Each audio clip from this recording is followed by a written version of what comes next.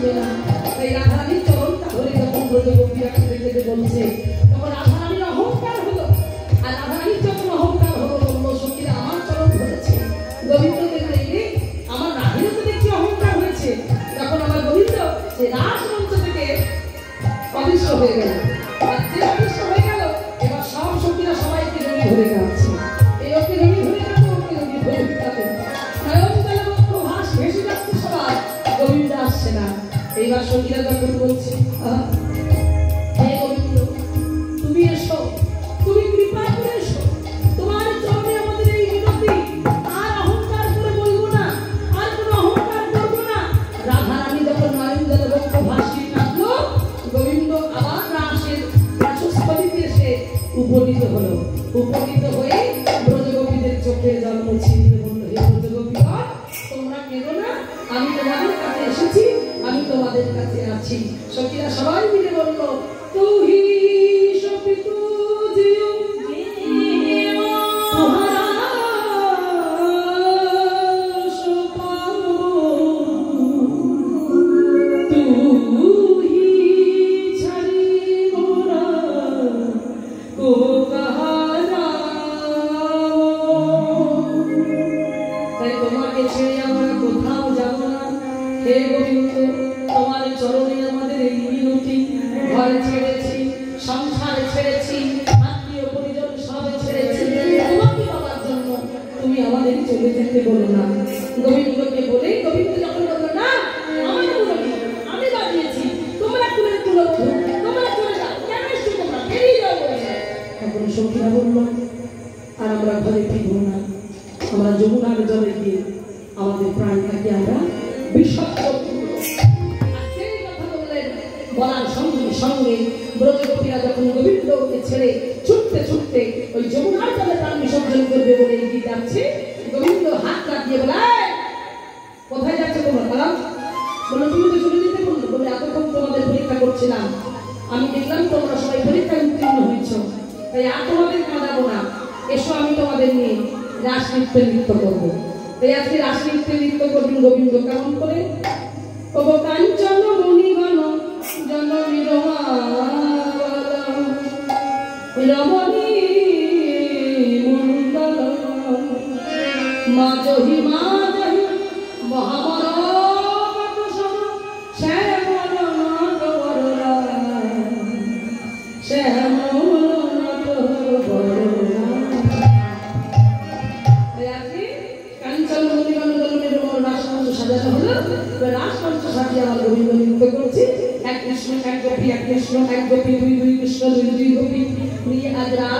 শুরু হলো। কেমন করে আজ নাচ নৃত্য হবে? এখানে 5 জন গোপীকে ডাকবো, সবাই মিলে আমরা নৃত্য করবো একসঙ্গে।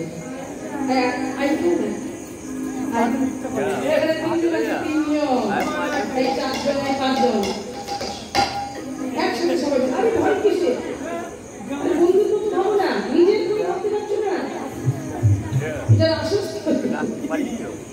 এই রাসস্থলীতে আসল ভাগ্য চায়, সবাই আসতে পারে না, ব্রজগোপী সাজার ভাগ্য চায়।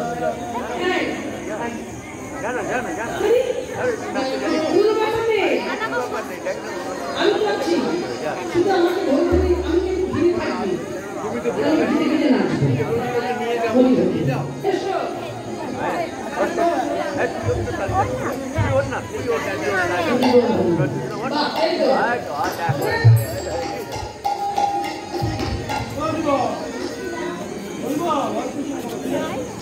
আমরা রাসনৃত্য শুরু করব।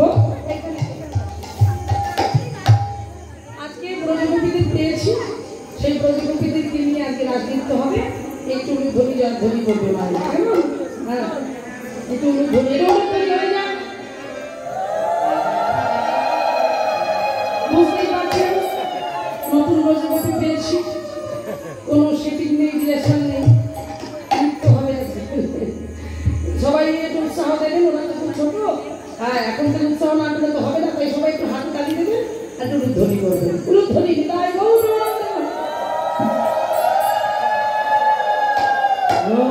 নাগরে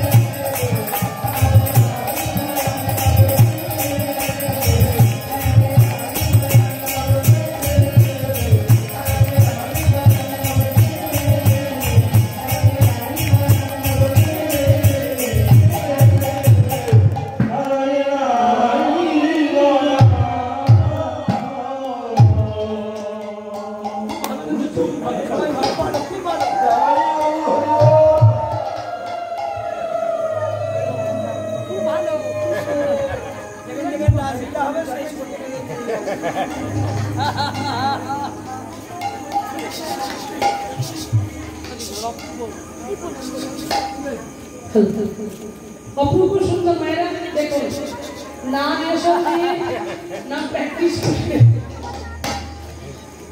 আজকে এত সুন্দর হলো। ভালো লেগেছে মায়েরা? হ্যাঁ দেখুন, একদম নেশা দিয়ে কি করতো, হ্যাঁ আরো তাই না?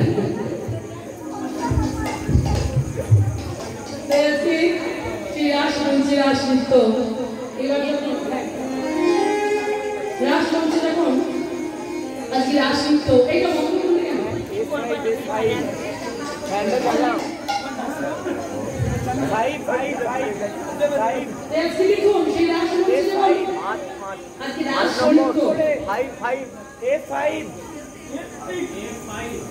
রাস নৃত্য যখন হলো, রাস নৃত্য হতে হতে থাকতে পারলেন না, এইবার এই যে এই সামনে গো এবার তোমার নৃত্য করতে হবে।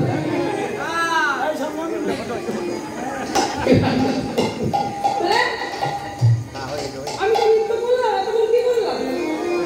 এতক্ষণ যেটা হলো ওটা হলো নাচের মতো নাচ হলো না, নাচ হলো না, বলো না, কিন্তু গরু চন্দ্র নাচ হলো।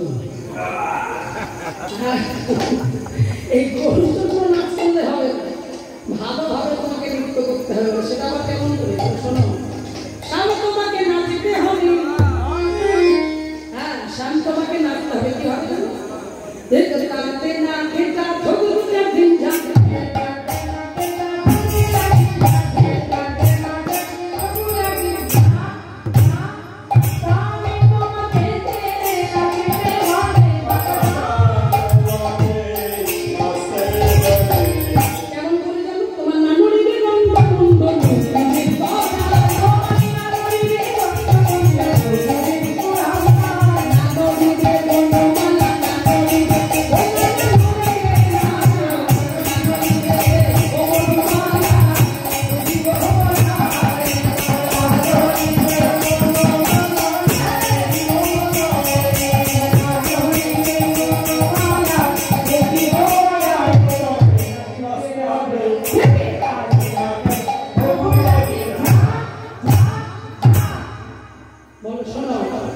নানরিবে ক্ষুদ্র ঘণ্টি শোভনের কুণ্ডল, নানরিবে না সাজে মতি নয়নের বললো আমি নাচবো, বাজাবে কারা? এই কারা ললিতা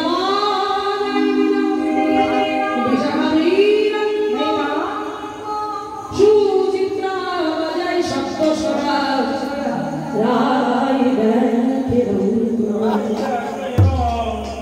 তুঙ্গবিতা কপিলা দুরারঙ্গ দেবী হিন্দু রেখা পিনাকে বাজাই মন্দিরা সুদেবী। আজকে তারা কি করছি, বাজাচ্ছি আর গোবিন্দ বলে এই তোমাকে বাজনা হচ্ছে, সব উল্টো বাজনা হচ্ছে কেন? কোনো বাজনা ঠিকঠাক হচ্ছে না। ললিতা বলল সখী এত ভালো বাজাচ্ছি বলছে বাজনা হচ্ছে না, ওকে তালাও নাচাবো না, বেতালাও নাচাবো না, তালার ভেতরে তালা তৈরি করে ওকে নাচাবো।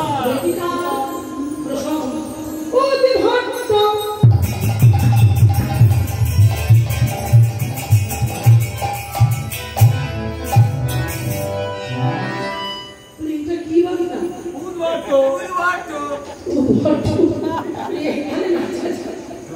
জীবনে নাচতে তাহলে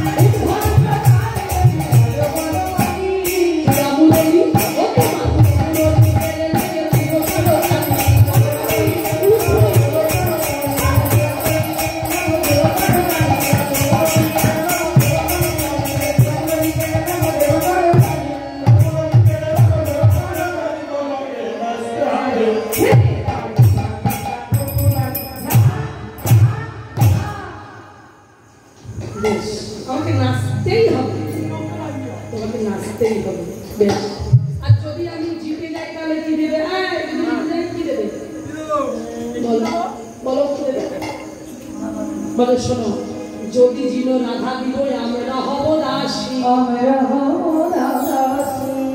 নইলে কারাগারে দিব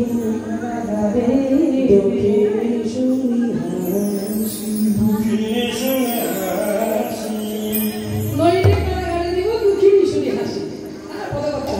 আজকে কি হলো, এইবারে শ্যামসুন্দর নৃত্য করছে, দেখুন কেমন করে। তবে আজকে দেখবো আমার স্বামীর টিমে জোর বেশি না, রায়ের টিমে জোর বেশি।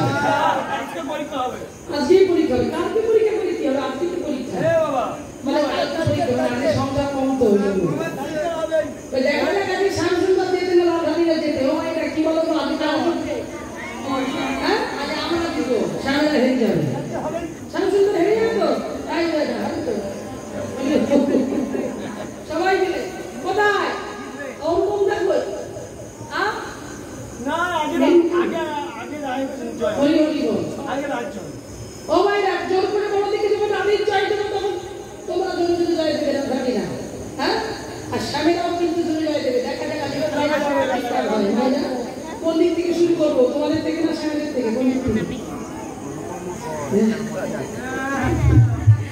আমাদের দিক থেকে শুরু নাকি? মায়েরা রেডি আছে তো?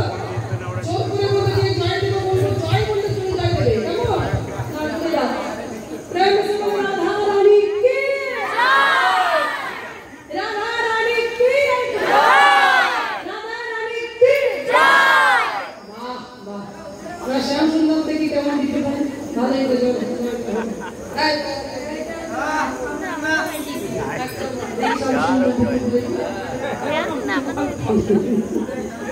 বলে শ্যামসুন্দর কি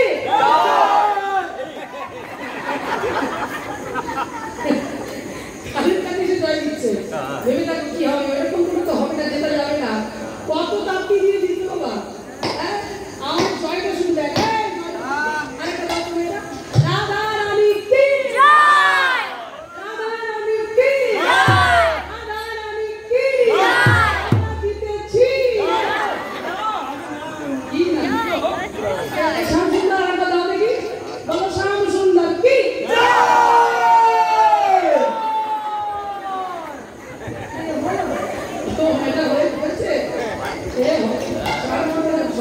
অবস্থা খুব ভালো, তোমরাই জয় দিয়ে দাও, তোমরাই জয় দিয়ে দাও, সবাই মিলে বলো শ্যামসুন্দর কি শ্যামসুন্দর কি রাধা রানী কি রাধা রানী কি।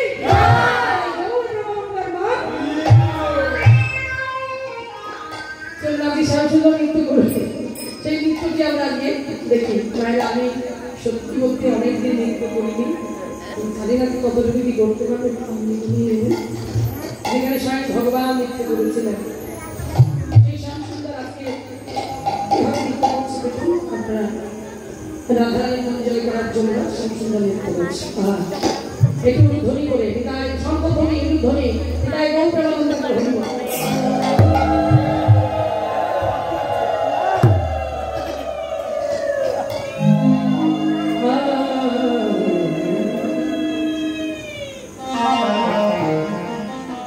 ওগো নাচো তো নাটো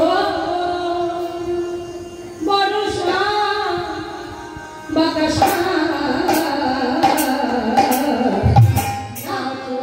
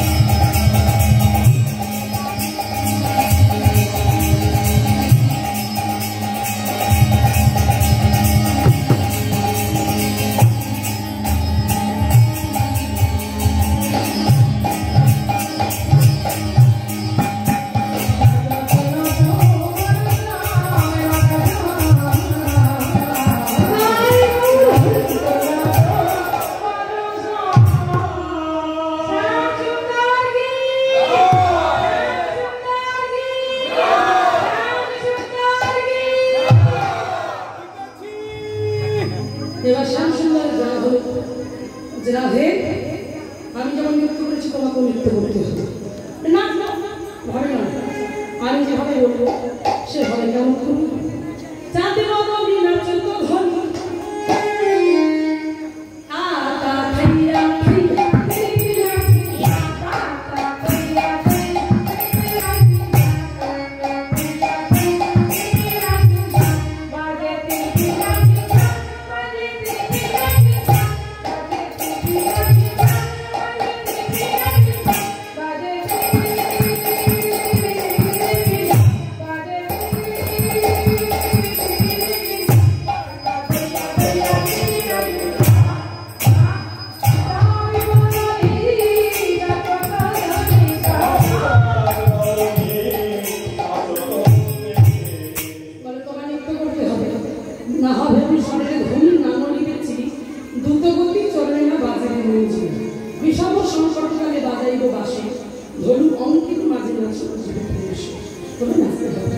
আজকে রাধারানী নৃত্য করছে কেমন করে না আজ কেমন করে নৃত্য করছে দেখুন রাধারানী বলছে আমি নৃত্য করবো তোমরা যদি দিতে যাই তাহলে তোমার কিন্তু ধরা ধরা সব পেল এই বলে সত্যি রাধারানী আর সুন্দর করে কেমনই নৃত্য করছে কেমন করে দেখুন কোকিলারে থমকি থমকি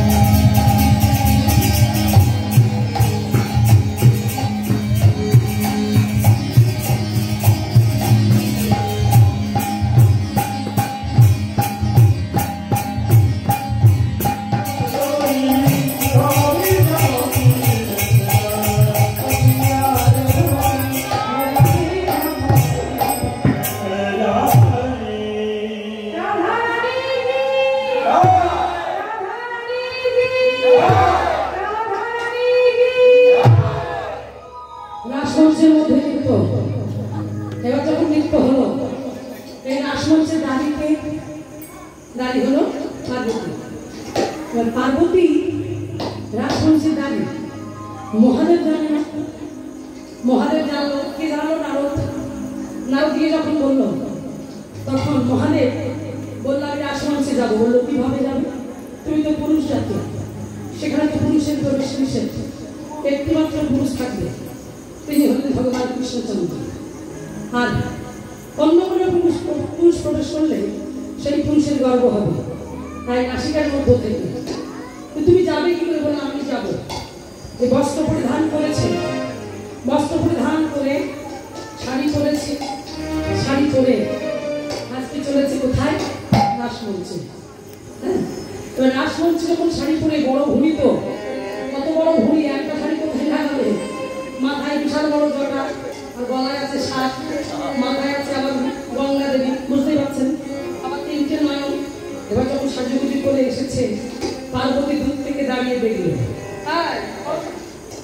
দূর থেকে দাঁড়িয়ে, এবার সেই দূর থেকে দাঁড়িয়ে দেখছে এমন বিশাল দেহ, এমন রূপ দেখি, এমন আমি অনেক গোপীকে এখানে এসে আসতে দেখেছি, যেতে দিয়েছি, কিন্তু এমন গোপী, এত বিশাল দেহ, এ আদৌ গোপী?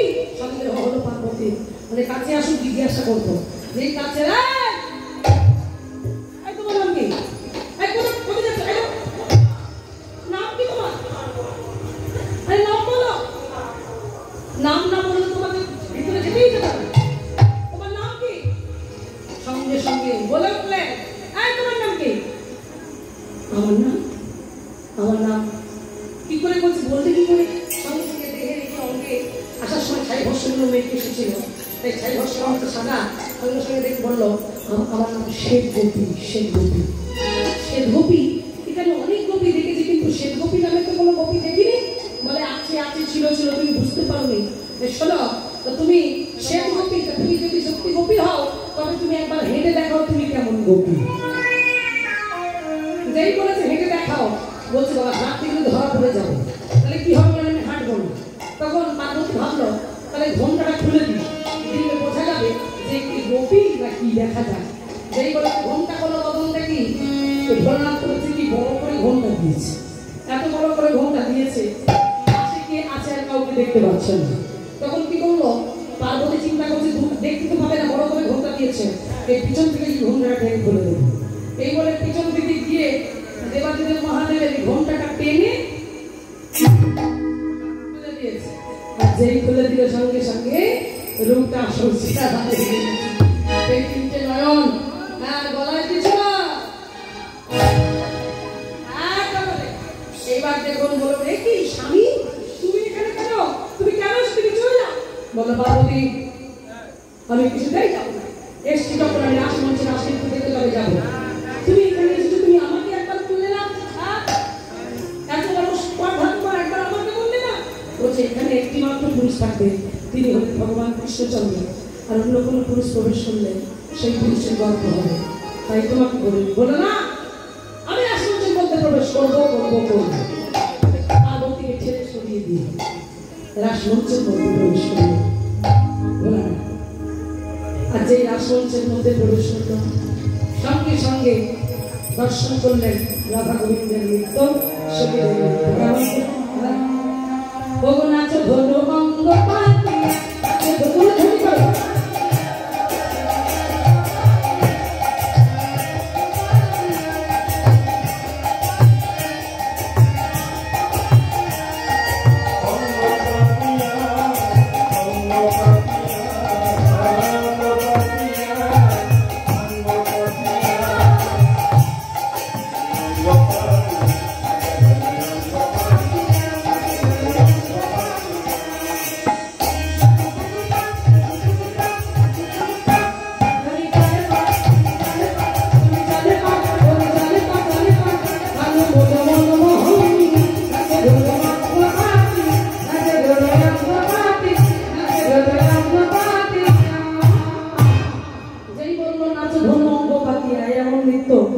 দর্শন করতে করতে করতে করতে দেবাদিদেব মহাদেব লক্ষ্য সম্পূর্ণ নৃত্য করতে করতে বসনটা গেল খুলে। আর যেই বসনটা খুলে বাচ্চাটা বেরিয়ে গেছে, শাড়িটা খুলে গেছে, বাচ্চা করেছে, মানে বাচ্চাটার দিকে থাকতে পারিনি। রাধারানী গোবিন্দকে গিয়ে জড়িয়ে ধরে বললে, গোবিন্দটা কি তোমার হাসছে? বলে, শোনো রাধে, আমি যেখানে ওনা যদি থাকতে পারি, তিনি হলেন কৈলাসপতি দেবাদিদেব মহাদেব, যে গোপী সেজে এসেছে। এই আজ থেকে ওর নাম হলো গোপেশ্বর। সবাই একবার যা ধরি করে বলো, জয় জয় গোপেশ্বর কি, জয় জয় গোপেশ্বর কি, জয় জয় গোপেশ্বর কি, রাসমঞ্চের মধ্যে আজকে সেই গোপেশ্বর, ওদিকে আমাদের মা পার্বতী গেলেন, রাসমঞ্চের মধ্যে প্রবেশ করলেন। এবার কিন্তু যুগলে দর্শন করছেন রাধা গোবিন্দের অপূর্ব সেই যুগল মূর্তি।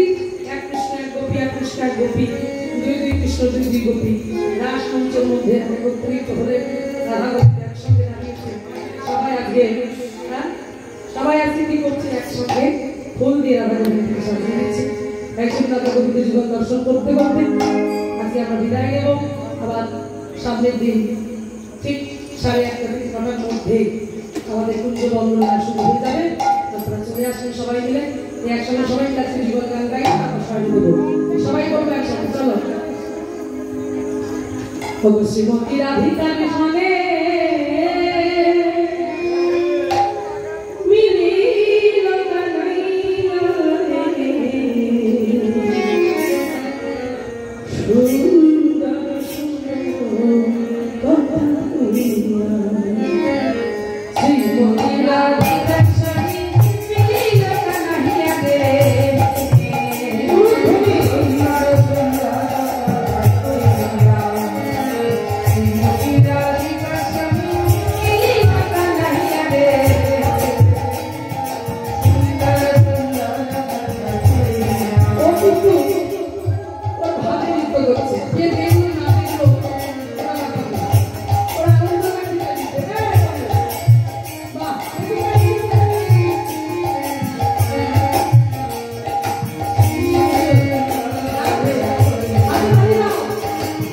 Bye.